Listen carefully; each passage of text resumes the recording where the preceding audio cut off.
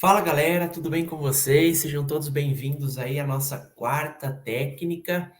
E hoje a gente vai falar sobre um novo assunto, né? Nas últimas semanas a gente tratou aí principalmente do planejamento financeiro pessoal, passando por todas as etapas que o envolvem para a gente garantir aí no fim uma independência financeira ao fim da nossa vida também, né? E hoje a gente vai falar agora sobre os principais instrumentos de rentabilidade, tá? Ou de aplicação do nosso dinheiro. Então a gente viu lá que quando a gente fala sobre orçamento e fluxo de caixa, quando a gente fala sobre os nossos objetivos, sobre a nossa capacidade de poupança, o nosso controle, índice de endividamento e até mesmo a aposentadoria, uma vez que a gente tenha muito bem desenhado todo esse plano, todo esse perfil de é, de investimento, né, de acordo com os nossos objetivos, agora a gente precisa de fato colocar esse dinheiro em prática. Como que a gente vai aplicar esse dinheiro, como é que esse dinheiro vai nos rentabilizar de acordo com os nossos objetivos. Então, lembro que, a depender do nosso objetivo, envolvendo, por exemplo, liquidez, se a gente precisa de um dinheiro que traga, que eu posso retirar e preciso desse dinheiro tão rapidamente, eu preciso de uma aplicação que me traga liquidez. Então, é muito importante levar em conta um instrumento de aplicação que traga essa liquidez. Eu aceito correr um pouco mais de risco, não preciso desse dinheiro tão agora. Então, eu posso investir, de repente, numa renda variável, num longo prazo. Então, tudo isso vai nos ajudar nesse momento, principalmente dessa parte em diante aqui, com esses instrumentos que a gente vai estudar, tá? Então, a gente sempre começa com falando sobre os principais tipos de risco aí, tá? Quando que a gente deve levar em conta na nossa análise de investimento. O pessoal chama isso de tripé dos investimentos, que é risco, liquidez e rentabilidade.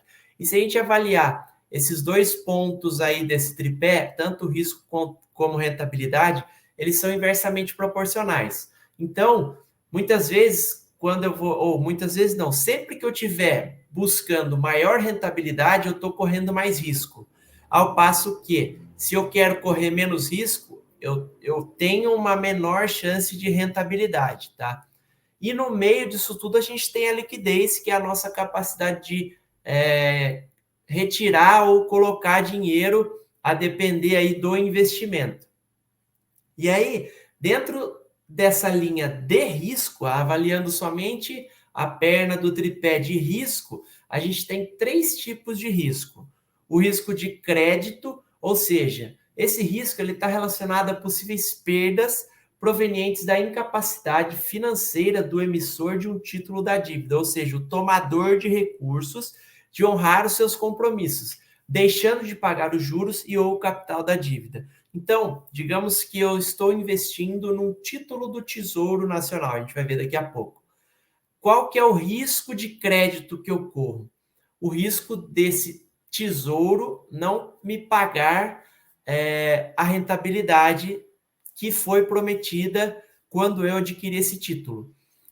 Esse risco é muito difícil de ocorrer, principalmente porque a gente está falando do governo, e existem algumas garantias aí envolvendo, e seria esse a nossa última cartada, porque se o governo quebrar, significa que todos os outros tomadores de recursos aí já quebraram também, tá? Então, mas existe esse risco de crédito. Por outro lado, eu vou investir, por exemplo, vou comprar papéis da antiga OGX. Comprei esse papel esperando o pagamento de dividendos, mas essa empresa quebrou, essa empresa faliu. E aí, como é que eu vou receber esse dinheiro? Então, é um risco de crédito que existe por conta do tomador de recurso, tá? Existe ainda o risco de mercado, que é o risco caracterizado principalmente pela oscilação no preço aí, ou no valor do mercado de um título ou de valores mobiliários, gerando perdas ou ganhos ao investidor.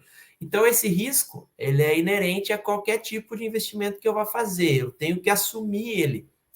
Então, quando eu compro, por exemplo, um papel, na expectativa de que esse papel se valorize para eu vender lá na frente, existe um risco desse papel não se valorizar. E necessariamente, nesse caso, esse papel vai perder valor e eu vou perder dinheiro. Então, é um risco de mercado. Existe um risco de influência do dólar, do câmbio, de uma commodity, do petróleo, do minério de ferro, enfim, tudo que pode influenciar aí no valor, no preço desse papel, tá? E existe ainda o risco de liquidez, que ele surge quando o investidor não consegue concretizar uma negociação pelo mercado em razão da operação exceder o volume geralmente negociado naquele período. Isso ocorre principalmente por conta de alguns problemas aí que podem ocorrer. Então, por exemplo, eu quero, de repente, comprar um papel a um ticker de R$ 50,05. E aí, de repente, eu vou comprar um lote padrão de 100 papéis aí, e de repente vem um investidor e rapa tudo o que existe para venda ali, e aquela liquidez que estava a R$ 50,05, o preço do papel vai para R$ 50,15. Então eu tenho um gap aí de liquidez, eu não consigo comprar esse papel nesse valor. Ou então existe um risco de liquidez também atrelado, por exemplo, ao horário de negociação. Muitas vezes a gente, por exemplo, na sexta-feira pré-eleição, tinha expectativa de comprar o papel a um determinado valor, domingo teve eleição, segunda-feira já abre num gap de liquidez, onde eu não consigo comprar o papel naquele valor que eu esperava. Ou então eu não consigo vender esse papel que eu já tinha no valor que eu esperava, vou ter que vender lá embaixo. Então, diz respeito também a esse risco de liquidez, esse risco de eu não conseguir comprar ou vender o papel naquele patamar, ou título, enfim, naquele patamar que eu gostaria, tá? Bom, continuando, e um detalhe, pessoal, o que é muito importante diante de todos esses conceitos? Eu fazer a gestão de risco adequada para que, uma vez que eu tome esses riscos, eu não perca dinheiro a ponto de isso me influenciar negativamente, entendeu? Então, assim, eu vou, em determinado momento, investir num título ou num valor mobiliário ali. Poxa, eu vou investir uma quantidade que, se ocorrer qualquer um desses riscos, eu perca de maneira consciente, de maneira que não afete o meu montante geral final ali, tá? Isso é gestão de risco pura. A gente vai falar sobre isso mais para frente. E aí, entrando efetivamente no primeiro instrumento que a gente vai estudar, que é o instrumento de renda fixa, entendam, renda fixa, eu tenho menor risco, mas eu tenho também menor rentabilidade comparado a outros ativos, tá? Mas lembrando que é muito importante, a depender do plano estratégico que eu tracei para minha independência financeira, eu ter uma parte do meu capital total ali disponível para renda fixa, porque eu não quero correr risco, tá? É importante a gente ter, e eu digo que existe uma regrinha que se fala no mercado que eu acho muito importante, que é a seguinte: você fazer 100 menos a sua idade é a quantidade que você pode investir em renda variável, correr maior risco. Desculpe, em renda fixa, correr menos risco, e a diferença, investir em renda variável. Então, digamos que eu tenho 30 anos, 100 menos 30, 70% do meu capital eu posso investir em renda variável, 30% em renda fixa. É uma regrinha de bolso, não necessariamente deve-se seguir ela, mas faz sentido porque quanto mais novo você mais você investe em renda variável, maior o seu risco. Se você quebrar, como você ainda é novo, você tem capacidade de recuperar e buscar ainda sua independência financeira. Então, à medida que a minha idade vai avançando, o ideal é que eu vá construindo patrimônio a ponto de eu não perder tanto mais dinheiro, não correr tanto mais risco, e investir mais em renda fixa. Então, às vezes, a gente, quando é mais novo, fala, quero ganhar dinheiro, vou me alavancar, vou correr alguns riscos aqui. Mas eu estava fazendo um exercício de pensar esses dias, e imagina que, sei lá, eu tenho meus 60 anos, vá. Cara, eu espero que boa parte do meu patrimônio esteja realmente em renda fixa, para eu correr menos risco possível e me rentabilizando pelo menos a inflação ali, garantindo que o meu dinheiro não está perdendo valor. Claro, se eu conseguir correr menos risco e rentabilizar a ponto ali de eu conseguir tirar um montante para viver ali ao longo dos meses, melhor ainda. Mas, conforme a idade vai avançando, melhor a gente correr menos risco, tá? Bom, então vamos lá. Dentro dos instrumentos de renda fixa, a gente tem a classificação dos pré-fixados e pós-fixados. O que é isso? Pré-fixado, o investidor ele sabe, quando ele adquire o título ali, o montante de reais que ele vai receber no vencimento. São títulos com juros fixos, que eles são estabelecidos no momento do seu lançamento. Os pós-fixados, eles são atrelados a um determinado parâmetro, normalmente a taxa Selic, juros DI, IPCA, algum tipo de índice de inflação aí, e ele paga uma taxa além dessa taxa, desse parâmetro aí, desse índice, tá? Então, vai ser mais fácil quando a gente aplicar para entender aqui, ó. Então, por exemplo, por definição, a gente tem os títulos públicos, pré-fixados e pós-fixados. Então, vamos lá. Dentro dos instrumentos de renda fixa, nós temos os títulos públicos e nós temos também os títulos privados, tá? Só que nessa aula nós vamos falar sobre os títulos públicos. E também dentro dos títulos públicos a gente tem os pré-fixados e pós-fixados. Por definição, os títulos públicos são aqueles títulos onde eu vou emprestar dinheiro para o governo, para ele, independente de como ele vai aplicar esse dinheiro, se ele vai pagar dívida, se ele vai investir, enfim, eu vou emprestar dinheiro para o governo e o governo vai me pagar ao final do período uma taxa por esse empréstimo. Essa taxa ela pode ser acordada na hora que eu compro, que eu empresto o dinheiro para o governo, por isso que ele é público, ou ela pode ser paga no final, uma taxa pós-fixada, atrelada normalmente a um indexador, como a gente viu lá, por exemplo, o IPCA. E o governo costuma chamar esses títulos aí, quando pré-fixados, de letras do Tesouro Nacional ou notas do Tesouro Nacional da série F com juros semestrais, quando é pré-fixado, e para o pós-fixado, letra financeira do Tesouro, atrelada à taxa Selic, nota do Tesouro Nacional com juros semestrais da série B e nota do Tesouro Nacional principal também da série B, atrelada essas duas últimas ao IPCA. Então, se a gente clicar nesse link que eu coloco aqui para vocês, a gente vai ter acesso, então, aos tesouros existentes no momento para a gente comprar e emprestar dinheiro para o governo. Então, vamos lá, vamos entender.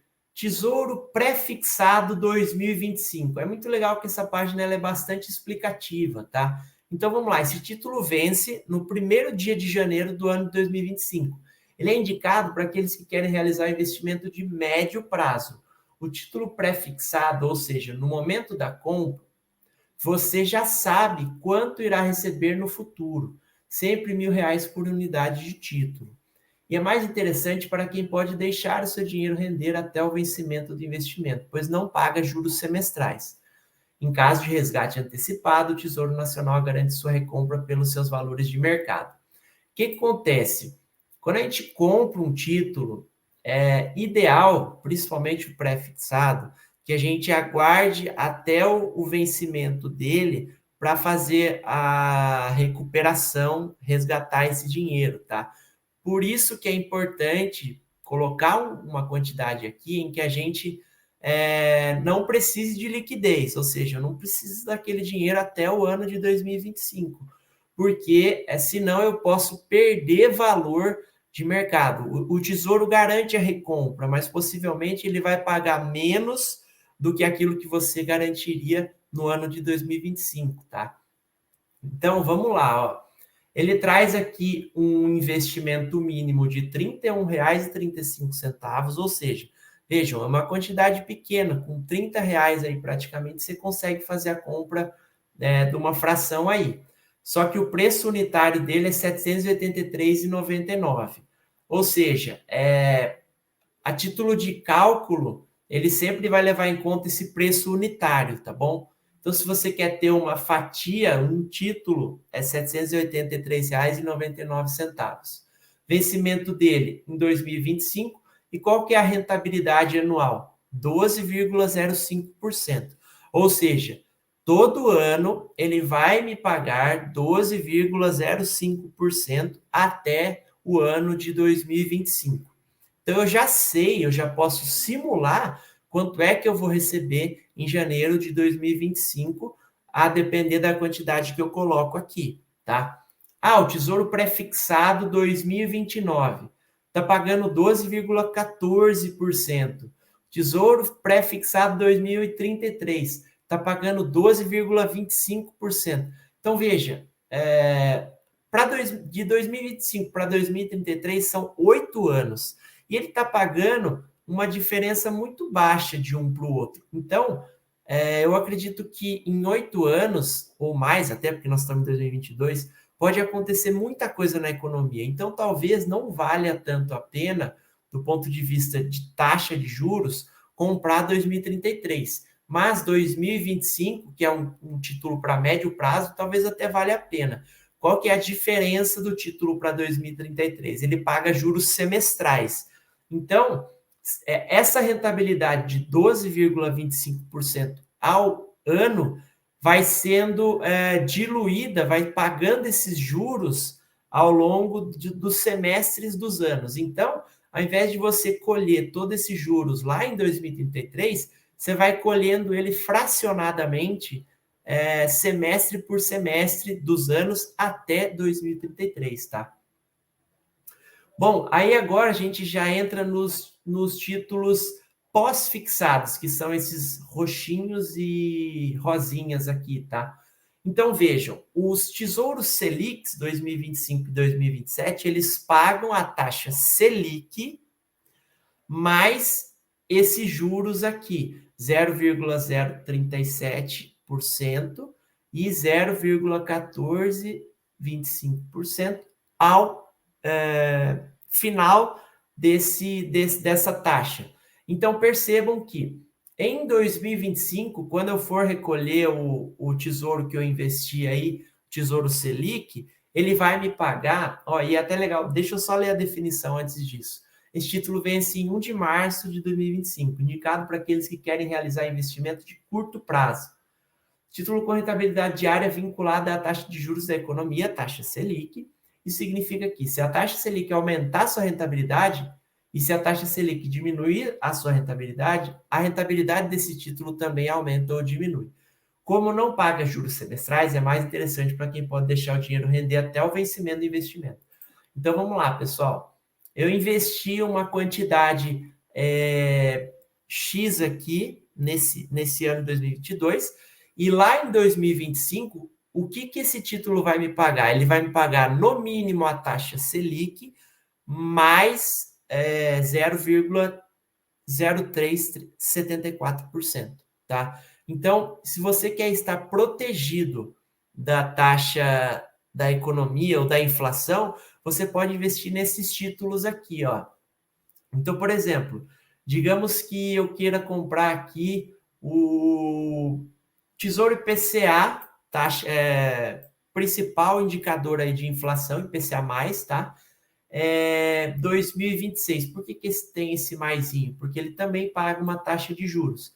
Então, vamos lá. Poxa, se eu comprar hoje, eu vou receber lá em 15 de agosto de 2026 esse título atrelado ao IPCA, ou seja, IPCA hoje, por exemplo, está rendendo, tá pagando aí na faixa de 7,7%, mais 5,63%. Então, eu estou protegido da inflação, meu dinheiro está protegido da inflação e está me pagando mais essa taxa de 5,63 aqui. O mesmo acontece para todos esses outros aqui, o que muda é o prazo, e a diferença para esses dois últimos aqui é que também essa taxa ela é paga com juros semestrais. Então, semestralmente, eu vou diluindo essa taxa que vai ser paga em juros semestrais, aí vou recebendo parte desse investimento aí nos meus nos semestres dos anos, tá?